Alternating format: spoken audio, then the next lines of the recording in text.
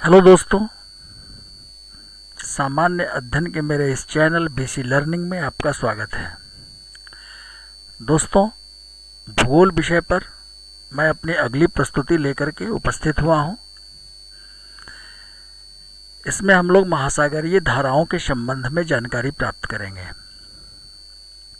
इसके अंतर्गत हम लोग महासागरीय धाराओं की उत्पत्ति के कारणों के साथ साथ प्रशांत महासागर, अटलांटिक महासागर और हिंद महासागर में की प्रमुख धाराओं के संबंध में जानकारी प्राप्त करेंगे। आइए दोस्तों, अध्ययन शुरू करें। आखिर महासागरीय धाराएं हैं क्या? तो एक सामान्य परिभाषा के अनुसार एक निश्चित दिशा में बहुत लंबी दूरी तक महासागरीय जलराशि के प्रवाह को महासागरीय धारा कहते हैं। तापीय भिन्नता के आधार पर, टेम्परेचर के आधार पर इन्हें दो वर्गों में बांटा जा सकता है, गर्म जलधारा और ठंडी जलधारा। गर्म धाराएं जो हैं वो निम्न से उच्च अक्षांशों की ओर तथा ठंडी धाराएं उच्च से निम्न अक्षांशों की ओर प्रवाहित होती हैं। आगे बढ़ते हैं कि आखिर इन धाराओं की उत्पत्ति होती कैसे है। तो दोस्तों, महासागरीय धाराओं की उत्पत्ति के संबंध में कोई एक कारण उत्तरदायी नहीं होता है। अर्थात किसी एक कारण से किसी क्षेत्र विशेष में महासागरीय धाराएं उत्पन्न नहीं होती हैं, बल्कि एक से अधिक कारणों के सम्मिलित प्रभाव से महासागरीय धाराओं की उत्पत्ति होती है। ये कारण कौन कौन से हैं, इन पर एक नज़र डालें। तो गुरुत्वाकर्षण बल, ग्रेविटेशनल फोर्स ऑफ अर्थ, एक महत्वपूर्ण कारक है। दूसरा, पृथ्वी का घूर्णन, रोटेशन ऑफ अर्थ, यह दूसरा महत्वपूर्ण कारण है।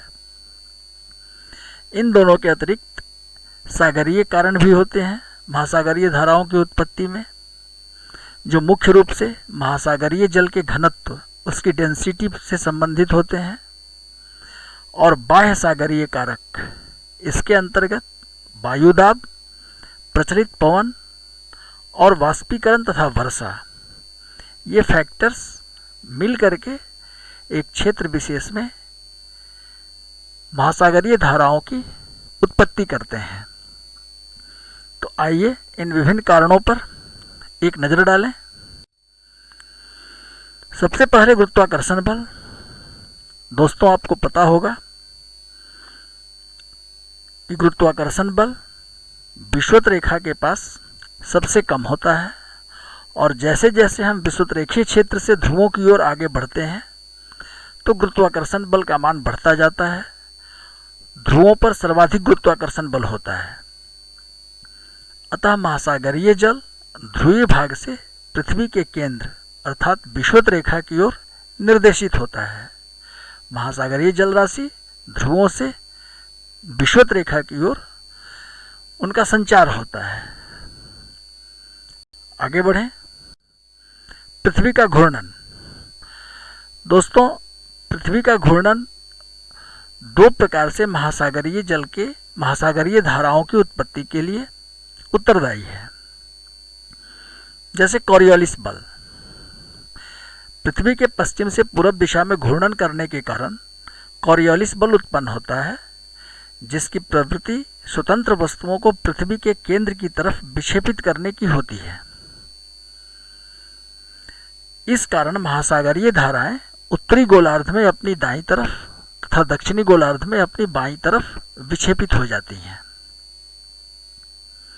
दूसरा, कि पृथ्वी के पश्चिम से पूर्व दिशा की ओर घूर्णन करने के कारण जल पीछे छूट जाता है तथा इसमें पूर्व से पश्चिम की ओर प्रवाह उत्पन्न हो जाता है। इस कारण प्रत्येक महासागरों में विषुवत रेखीय धारा की उत्पत्ति होती है। तो विषुवत रेखीय धाराओं की उत्पत्ति में पृथ्वी के पश्चिम से पूर्व दिशा की ओर घूर्णन करना एक महत्वपूर्ण फैक्टर है। आगे बढ़ते हैं। इस पूरी प्रक्रिया को हम लोग इस ग्राफ के माध्यम से समझें। जैसे हमारी पृथ्वी पश्चिम से पूर्व दिशा की ओर घूर्णन करती है, नतीजतन दोनों गोलार्धों में, उत्तरी गोलार्ध में उत्तरी विषुवतरेखीय धारा और दक्षिणी गोलार्ध में दक्षिणी विषुवतरेखीय धारा उत्पन्न हो जाती है और इनकी दिशा पूर्व से पश्चिम की ओर होती है। आगे बढ़ें। अब सागरीय कारण पर एक नज़र डालें। यह मुख्य रूप से महासागरीय जल के घनत्व से संबंधित है।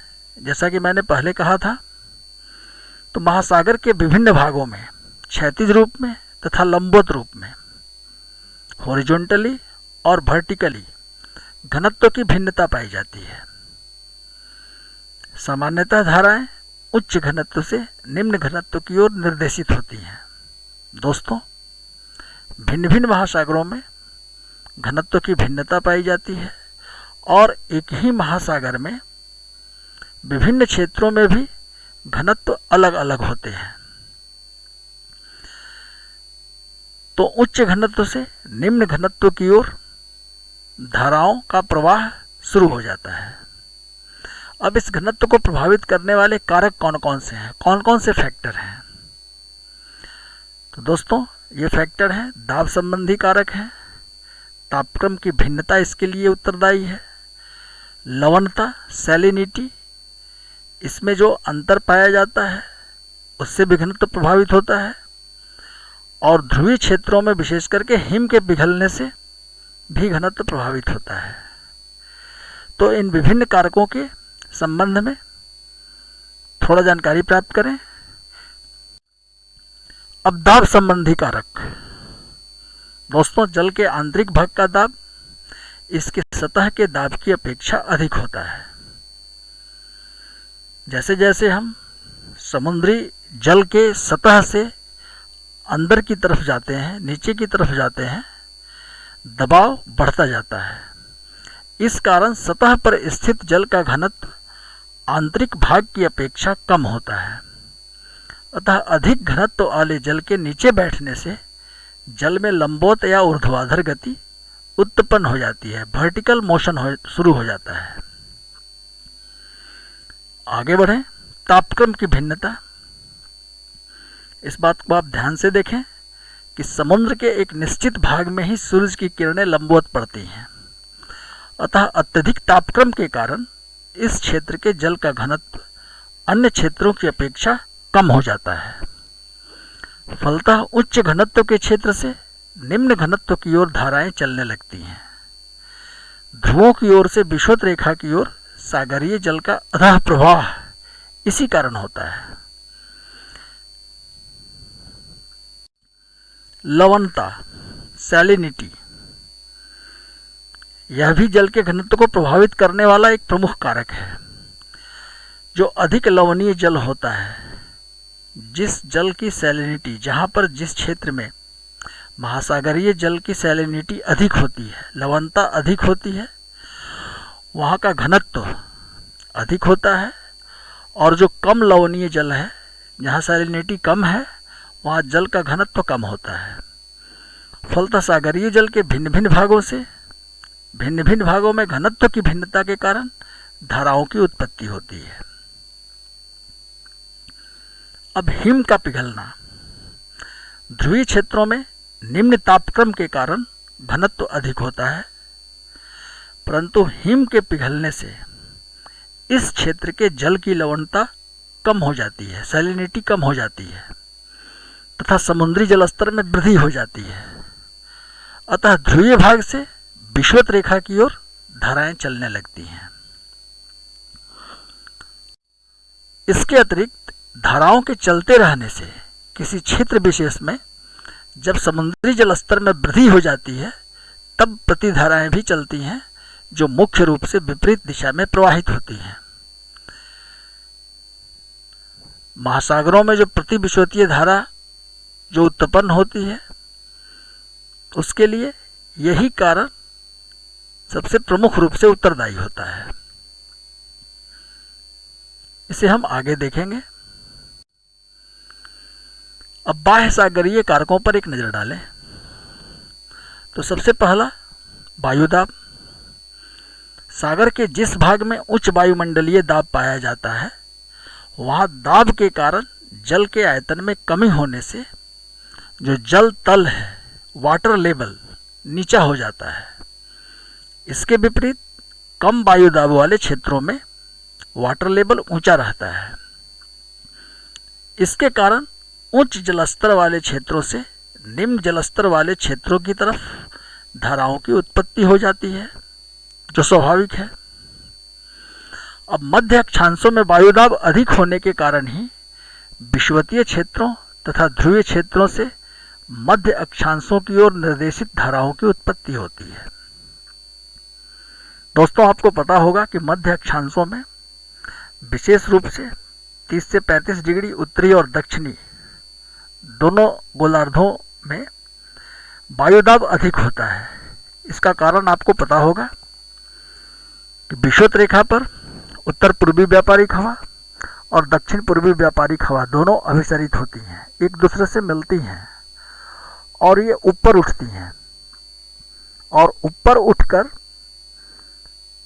उत्तर पूर्व और दक्षिण पूर्व की तरफ प्रवाहित होने लगती हैं और मध्य अक्षांशों में 30 से 35 डिग्री अक्षांशों के पास यह नीचे की ओर बैठती हैं। नतीजा होता है कि मध्य अक्षांशों में वायुदाब अधिक होता है। अब प्रचलित पवन, धरातल पर बहने वाले जो अस्थायी पवन हैं वो धाराओं की उत्पत्ति में मुख्य भूमिका निभाते हैं। ये पवन सागर सतह पर रगड़ उत्पन्न करते हुए बहते हैं। इस क्रम में सागरीय जल इनके बहने की दिशा में गति उत्पन्न हो जाती है सागरीय जल में, तथा इन धाराओं की उत्पत्ति होती है। सभी महासागरों में विषुवत रेखीय धाराओं की उत्पत्ति का कारण उत्तर पूर्व उत्तरी गोलार्ध में तथा दक्षिण पूर्व दक्षिणी गोलार्ध में उत्तर पूर्व और दक्षिण पूर्व से चलने वाली जो व्यापारिक हवा है उन्हें माना जा सकता है। इसी प्रकार हिंद महासागर की धाराओं की दिशा में 6 महीने में होने वाले परिवर्तन में इस क्षेत्र की मानसूनी पवनों की दिशा काफी महत्वपूर्ण भूमिका निभाती है। आगे बढ़ते हैं। वाष्पीकरण तथा वर्षा। दोस्तों, वाष्पीकरण एवं वर्षा भी धाराओं की उत्पत्ति में मुख्य भूमिका निभाती हैं। सागर के जिन भागों में अत्यधिक वाष्पीकरण होता है वहां जल तल में कमी आ जाती है तथा लवणता बढ़ जाती है। इससे जल के घनत्व में भी वृद्धि हो जाती है। इससे उच्च जलस्तर वाले क्षेत्रों जहां घनत्व अपेक्षाकृत कम होता है उधर से इन क्षेत्रों की ओर धाराएं उत्पन्न हो जाती हैं। इसी प्रकार जिन क्षेत्रों में अत्यधिक वर्षा होती है वहां के जलस्तर में वृद्धि हो जाती है। इस कारण अपेक्षाकृत कम जो जलतल वाले क्षेत्र हैं, वाटर लेवल जहां कम है, उन क्षेत्रों की ओर धाराओं की उत्पत्ति हो जाती है।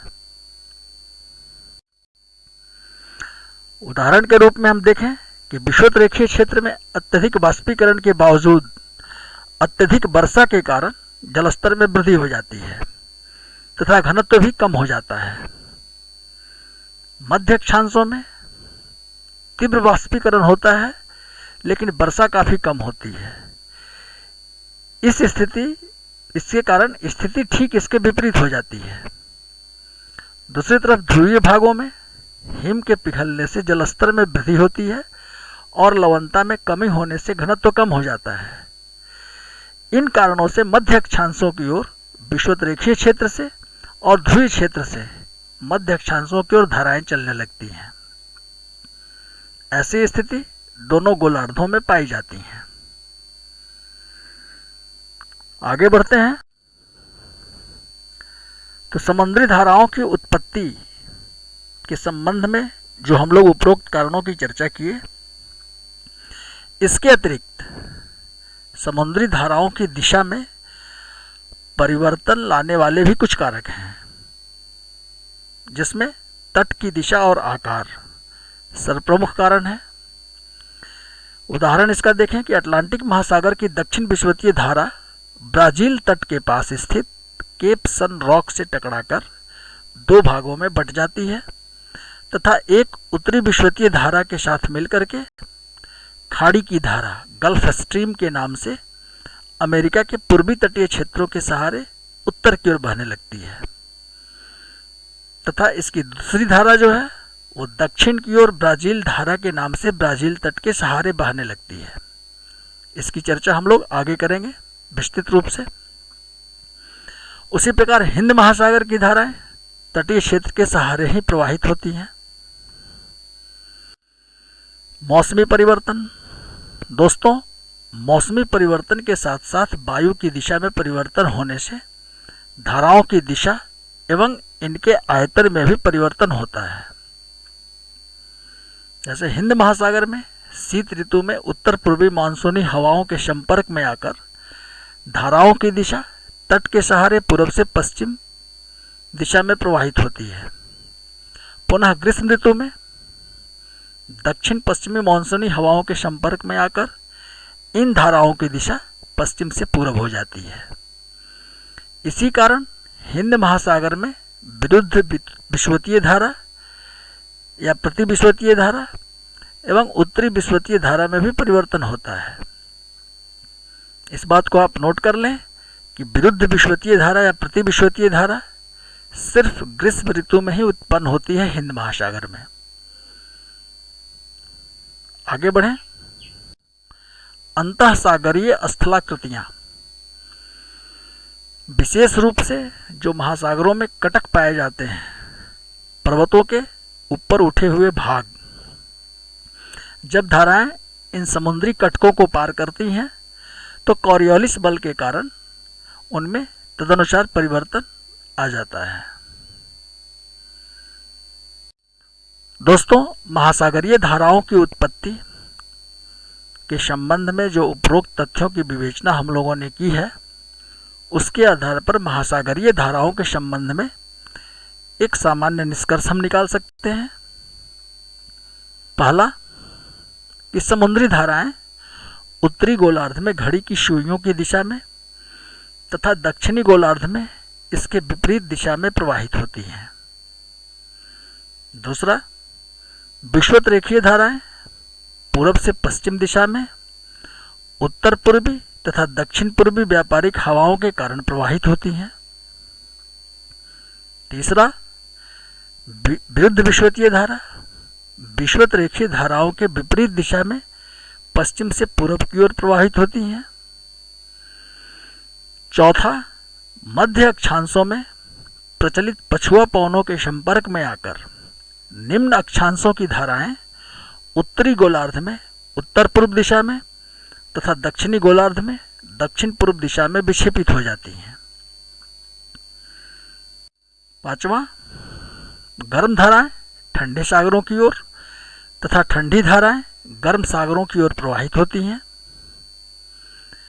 छठा, निम्न अक्षांशों में गर्म धाराएं पूर्वी तट के सहारे तथा ठंडी धाराएं पश्चिमी तट के सहारे प्रवाहित होती हैं, जबकि उच्च अक्षांशों में गर्म धाराएं पश्चिमी तटों के सहारे तथा ठंडी धाराएं पूर्वी तट के सहारे प्रवाहित होती हैं। तो ये 6 निष्कर्ष महासागरीय धाराओं के संबंध में महत्वपूर्ण है। इसे आप नोट कर लें। अब दोस्तों, अटलांटिक महासागर की धाराओं के संबंध में हम चर्चा करते हैं। अटलांटिक महासागर की धाराओं का मानचित्र पर, विश्व मानचित्र पर ये अंकन है, इसे आप ध्यान से देख लें।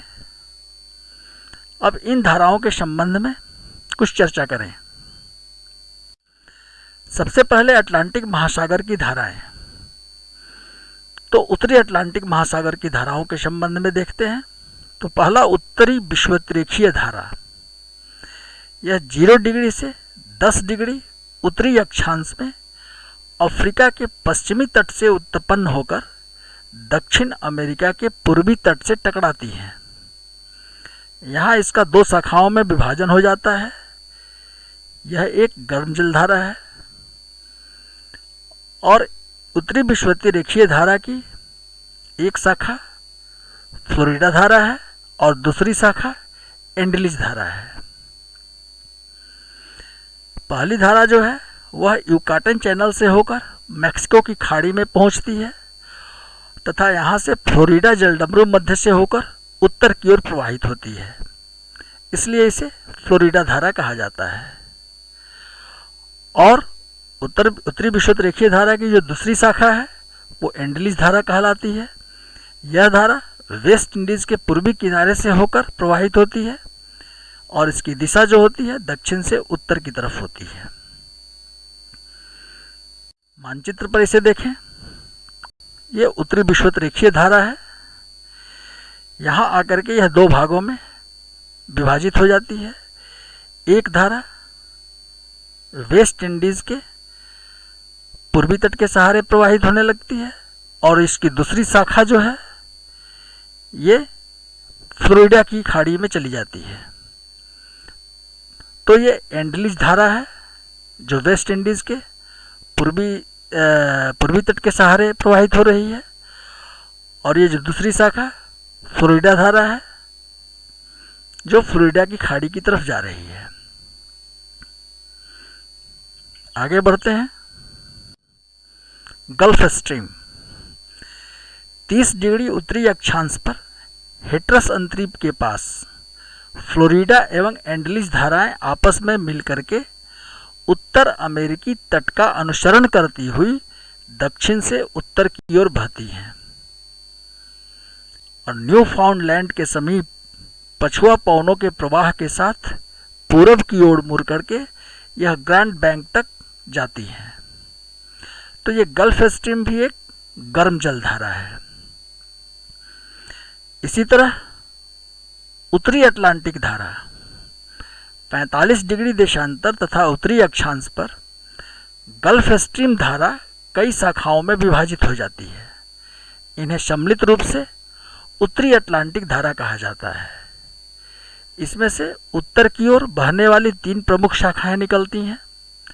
पहला नॉर्वे तट से नॉर्वे सागर तक, दूसरा इरमिंगर धारा के नाम से आइसलैंड के दक्षिण तक और तीसरा ग्रीनलैंड के पूर्वी भाग में प्रवाहित होती है। इन्हें मानचित्र पर देखें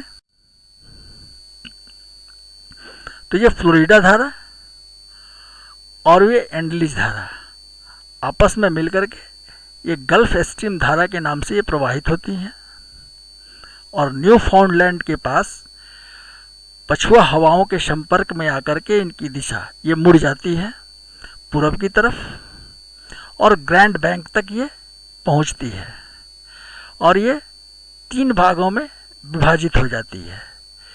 ये नॉर्वेजियन धारा है, नॉर्वे सागर तक जा रही है। ये इरमिंगर धारा है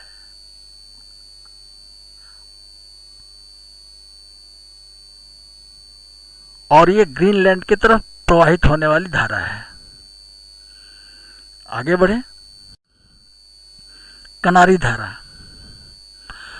उत्तरी अटलांटिक धारा की दक्षिणी शाखा जो उत्तर से दक्षिण की ओर उत्तरी अफ्रीका के पश्चिमी तट के सहारे मेडेरिया से केप वर्डे के बीच प्रवाहित होती है।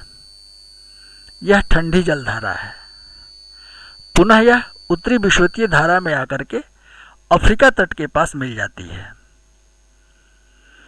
और 7वां लेब्रेडोर धारा, यह ठंडी धारा है। बैफिन की खाड़ी तथा डेविस जलडमरू मध्य से प्रारंभ होकर के न्यू फाउंडलैंड के दक्षिण में 50 डिग्री देशांतर पर गल्फ स्ट्रीम से मिलती है, जिससे यहाँ कोहरा बन जाता है। मानचित्र पर इन्हें देखें तो ये कनारी धारा है। ये उत्तरी अटलांटिक प्रवाह की दक्षिणी शाखा ये कनारी धारा के नाम से प्रवाहित होती है और पुनः आकर के उत्तरी विषुवतीय धारा से यह मिल जाती है। और ये लेब्रेडोर धारा है। ये न्यू फाउंडलैंड के समीप ये गल्फ स्ट्रीम धारा से मिलकर के यहाँ पर कोहरे का निर्माण करती है। तो इस तरह से इन धाराओं को याद करना आपके लिए काफ़ी आसान है। आगे बढ़ें। अब दक्षिणी अटलांटिक धाराओं के बारे में जानकारी प्राप्त करते हैं। तो दोस्तों, दक्षिण विषुवतीय धारा यह 0 डिग्री से 20 डिग्री दक्षिणी अक्षांशों के मध्य अफ्रीका के पश्चिमी तट से उत्पन्न होकर के दक्षिण अमेरिका के पूर्वी तट पर स्थित सन रॉक से टकराकर द्विशाखित होती है, 2 भागों में विभाजित हो जाती है। इसके उत्तरी भाग इसका ट्रिनिडाड के पास उत्तरी विषुवतीय धारा से मिल जाती है। यह एक गर्म जल धारा है और दक्षिणी विषुवतीय धारा का जो दक्षिणी शाखा है, दक्षिणी भाग, वह दक्षिण विषुवतीय धारा का दक्षिणी भाग जो दक्षिण अमेरिका तट के सहारे 40 डिग्री दक्षिणी अक्षांश तक प्रवाहित होती है। इसे ब्राजीलियन धारा या ब्राज़ील धारा भी कहते हैं। यह गर्म जल धारा है। मानचित्र पर इनका अंकन देखते हैं। ये दक्षिणी विषुवतीय धारा है। ये केप सन रॉक से टकराती है दक्षिण अमेरिका में, और एक धारा उत्तरी विषुवतीय धारा से जाकर के मिल जाती है, उत्तरी शाखा, और जो दक्षिणी शाखा है वो ब्राज़ीलियन धारा के रूप में उत्तर से दक्षिण की ओर प्रवाहित होने लगती है। आगे बढ़े। फॉकलैंड धारा, अंटार्कटिक सागर का ठंडा जल फॉकलैंड धारा के रूप में अर्जेंटीना के पास ब्राज़ील धारा से मिलकर के पूरब में प्रवाहित होने लगती है। दक्षिणी अटलांटिक पछुआ धारा, ब्राज़ील एवं फॉकलैंड धारा आपस में मिलकर पछुआ पवन के सहारे तीव्र गति से पूरब की ओर बहती है। यह एक ठंडी जल धारा है। इसी प्रकार बेंगुएला धारा दक्षिण अफ्रीका के पश्चिमी तट के सहारे दक्षिण से उत्तर की ओर बहने वाली यह धारा है। यह ठंडी है। और प्रतिविषुवतीय धारा पश्चिम से पूर्व की ओर बहने वाली गर्म जल धारा है। मानचित्र पर इन धाराओं का अंकन हम देखते हैं।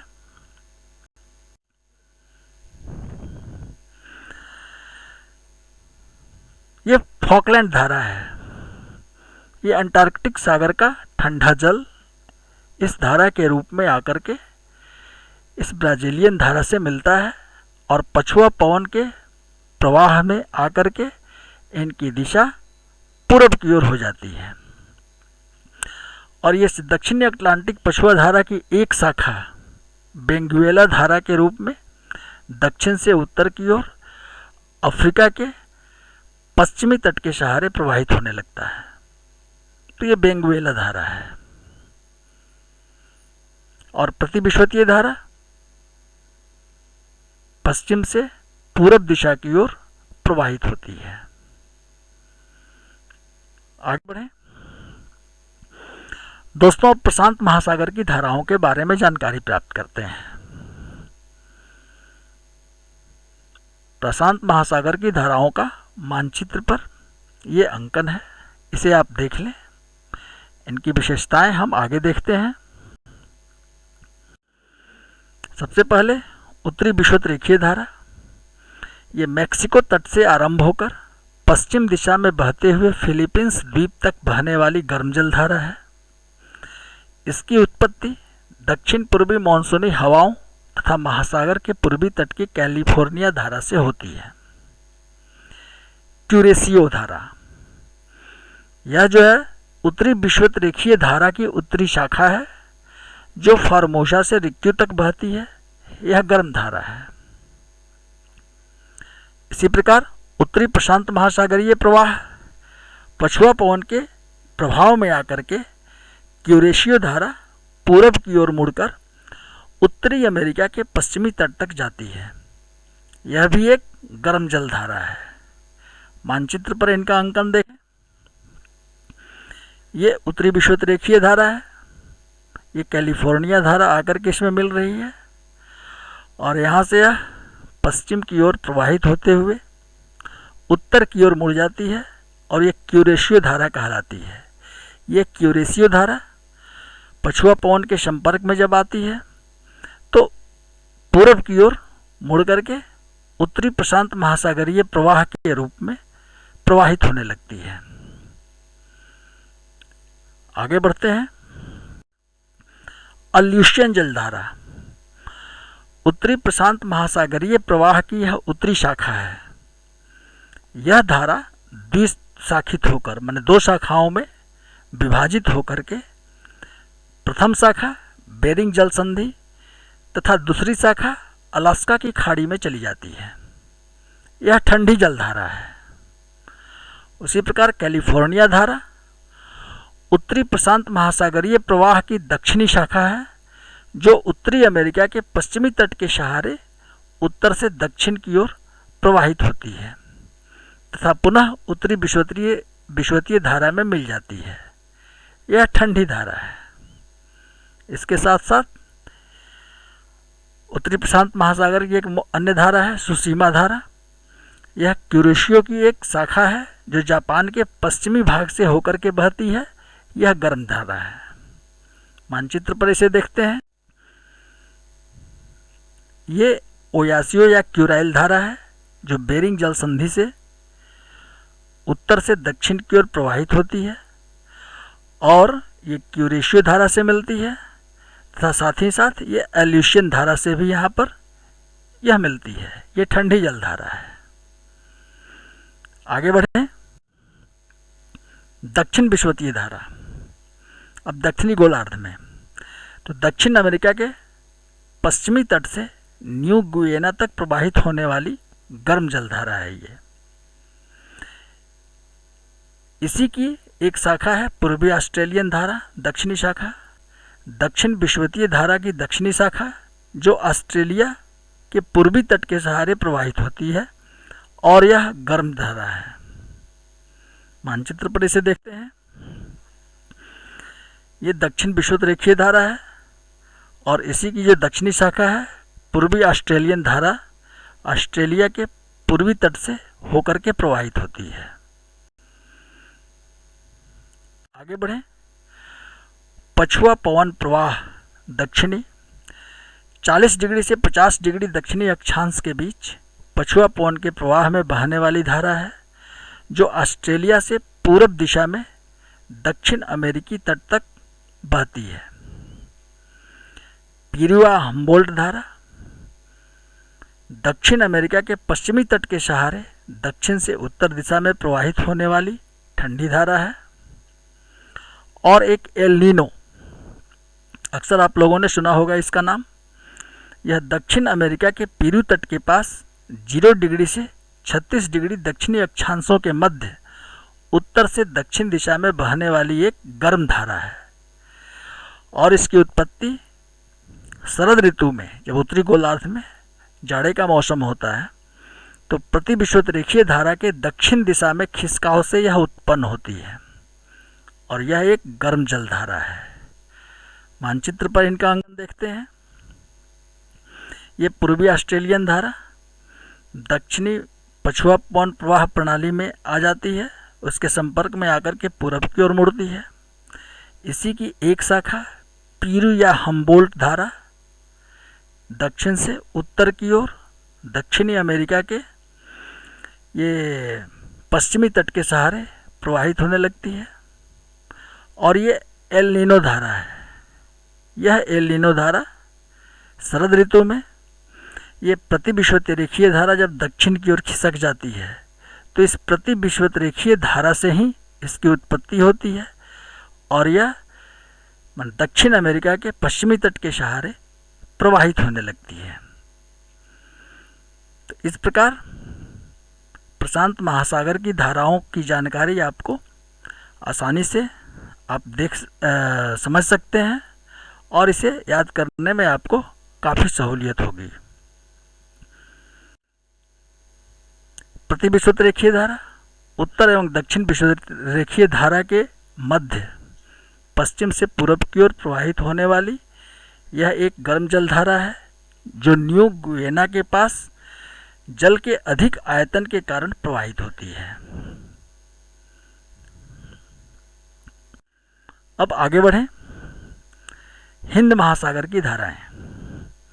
तो हिंद महासागर उत्तर में भारतीय उपमहाद्वीप, ऑस्ट्रेलिया तथा अफ्रीका से 3 तरफ से घिरा हुआ है। इस कारण इस महासागर में धाराओं का क्रम अन्य सागरों की अपेक्षा भिन्न होता है। यहाँ पर स्थल मंडल एवं मानसूनी हवाओं के प्रवाह के कारण शरद एवं ग्रीष्म ऋतु में धाराओं की दिशा परिवर्तित होती रहती है।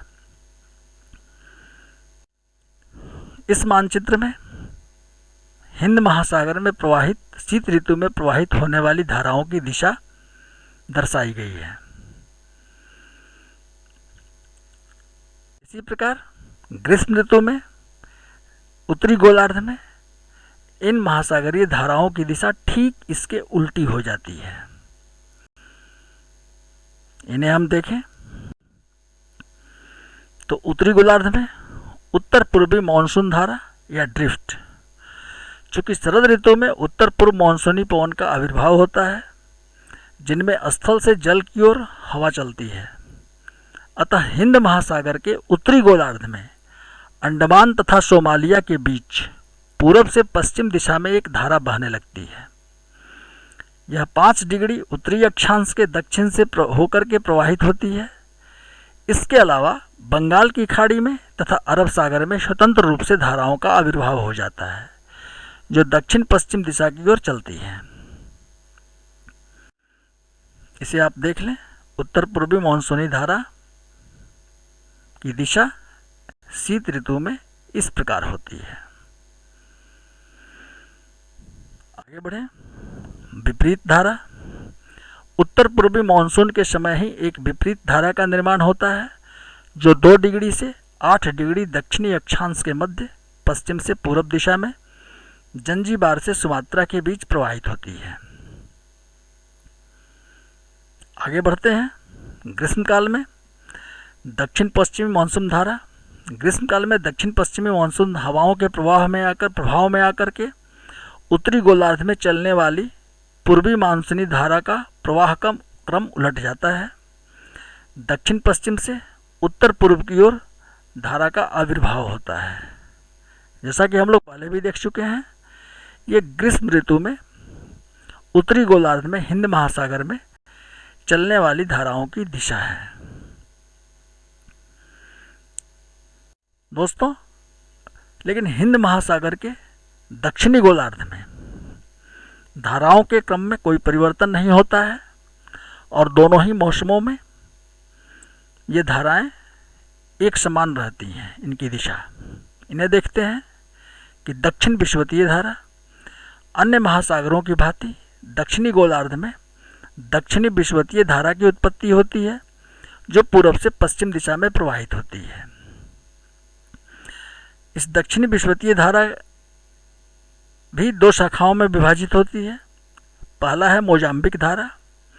यह मेडागास्कर द्वीप पहुंचने पर दक्षिण विषुवतीय धारा 2 भागों में विभाजित हो जाती है। एक धारा मेडागास्कर के पश्चिमी तट के सहारे होती हुई मोजाम्बिक चैनल में प्रवेश कर जाती है, इसे मोजाम्बिक धारा कहा जाता है। तीसरा मेडागास्कर धारा, यह भी दक्षिण विषुवतीय धारा की दूसरी शाखा है जो मेडागास्कर द्वीप के पूर्वी तट के सहारे प्रवाहित होती हुई बहती है, इसे मेडागास्कर धारा कहा जाता है। मानचित्र पर इसे देखें, ये मोजाम्बिक धारा और मेडागास्कर धारा मिलकर के अल्गोस धारा के रूप में प्रवाहित होती हैं और फिर से ये पछुआ पवन प्रवाह के संपर्क में आकर के इनकी दिशा पूर्व की ओर हो जाती है। यह ठंडी जलधारा बन जाती है और इसी की एक शाखा ऑस्ट्रेलिया के पश्चिमी तट के सहारे प्रवाहित होने लगती है, इसे पश्चिमी ऑस्ट्रेलियन धारा कहा जाता है। तो दोस्तों, इस प्रकार महासागरीय धाराओं से संबंधित ये विवरण आपके सामने मैंने प्रस्तुत किया। यदि आपको यह प्रस्तुतिकरण उपयोगी लगता है तो दोस्तों मेरे इस वीडियो को लाइक कीजिए और अभी तक यदि आपने मेरे चैनल को सब्सक्राइब नहीं किया है तो प्लीज़ इसे सब्सक्राइब करें। धन्यवाद।